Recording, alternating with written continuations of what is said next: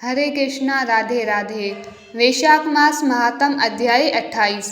याद रखो, ईश्वर के लिए खर्च की गई कोई भी चीज बेकार नहीं जाती, चाहे वह समय हो, पैसा हो, साहस हो या संकल्प हो। इसीलिए दिल खोलकर कर्म करो, यही साथ जाएंगे, बाकी सब यही रह जाएंगे। इस पवित्र वैशाख महीने में अच्छे कर्मों की सेल लगी हुई है। कम कर्मों में ज्यादा पुण्य कमा सकते हो, है ना। अब श्री गणेश जी महाराज और अपने गुरुदेव को याद करते हुए वैशाख मास महात्म का अध्याय 28 सुनते हैं। वैशाख मास महात्म के अध्याय 27 में शंख मुनि और व्याध का संवाद सुन रहे थे, जिसमें शंख मुनि व्याध को उसके पिछले जन्म का वृत्तांत बता रहे थे और भगवान विष्णु के स्वरूप का ज्ञान करवा रहे थे।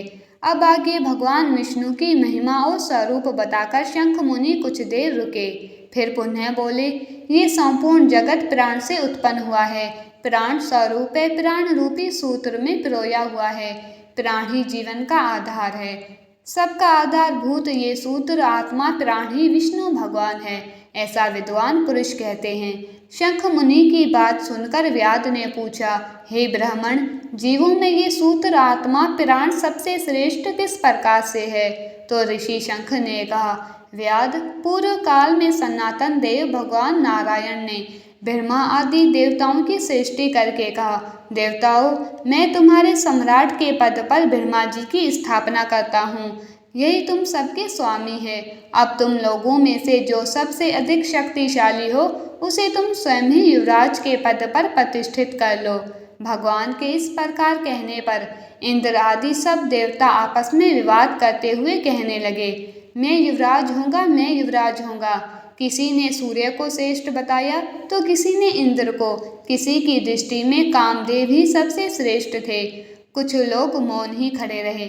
आपस में कोई निर्णय होता ना देखकर वो भगवान नारायण के पास पूछने के लिए गए और प्रणाम करके हाथ जोड़कर बोले, महाविष्णु, हम सब ने अच्छी तरह विचार कर लिया, किंतु हम सब में श्रेष्ठ कौन है ये हम सब अभी तक किसी प्रकार निश्चित नहीं कर पा रहे हैं। अब आप ही निर्णय कीजिए।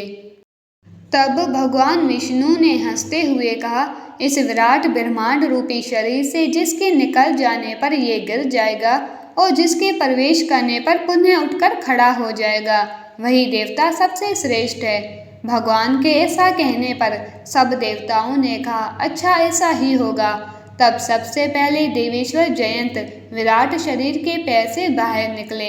उनके निकलने से उस शरीर को लोग पंगु कहने लगे, पर शरीर गिर ना सका। वो चल नहीं पाता था तो भी सुनता, पीता, बोलता, सूंघता और देखता हुआ पहले की तरह स्थिर खड़ा रहा। उसके बाद गहु देश से दक्ष प्रजापति निकलकर अलग हो गए। तब लोगों ने उसे नपुंसक कहा, पर उस समय भी शरीर गिरा नहीं। उसके बाद विराट शरीर के हाथ से सब देवताओं के राजा इंद्र बाहर निकल गए। उस समय भी शरीर गिरा नहीं। विराट पुरुष को सब लोग हस्तहीन लूला कहने लगे। उसी प्रकार नेत्रों से सूर्य निकले। तब लोगों ने उन्हें अंधा और काना कहा। उस समय भी शरीर का पतन नहीं हुआ। इसके बाद नासिका से अश्विन कुमार निकले, पर तभी शरीर गिरा नहीं। केवल इतना ही कहा जाने लगा कि ये सूंघ नहीं सकता। कान से अधिष्ठा देवियां दिशाएं निकली। उस समय लोग उसे बधिर कहने लगे, पर उसकी तभी मृत्यु नहीं हुई। इसके बाद जिव्या से वरुण देव निकले। तब लोगों ने यही कहा कि ये पुरुष रस का अनुभव नहीं कर सकता, पर देहपात नहीं हुआ। इसके बाद वाक इंद्रियों से उसके स्वामी अग्निदेव निकले। उस समय उसे गूंगा कहा गया, किंतु शरीर नहीं गिरा। फिर अंतःकरण से बोध स्वरूप रुद्र देवता निकल गए। उस दशा में भी लोगों ने उसे जड़ कहा, पर शरीर पात नहीं हुआ। सबके अंत में उस शरीर से प्राण निकले। तब लोगों ने उसे मरा बताया। इससे देवताओं के मन में बड़ा विस्मय हुआ और वह बोले, हम लोगों में से जो भी इस शरीर में प्रवेश करके इसे पहले की तरह उठा देगा, जीवित कर देगा, वही युवराज होगा। ऐसी प्रतिज्ञा करके सब क्रमशः उस शरीर में प्रवेश करने लगे। जयंत ने पैरों में प्रवेश किया, पर शरीर नहीं उठा।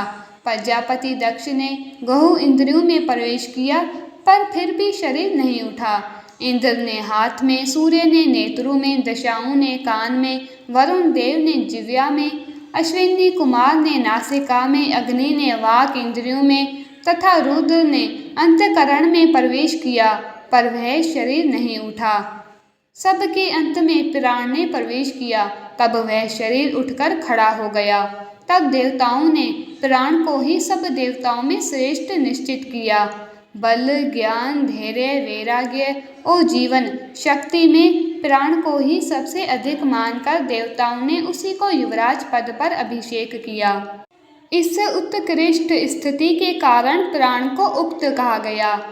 समस्त चराचर जगत प्राणात्मिक है। जगदीश्वर प्राण अपने पूर्ण एवं बलशाली अंशों द्वारा सर्वतर परिपूर्ण है।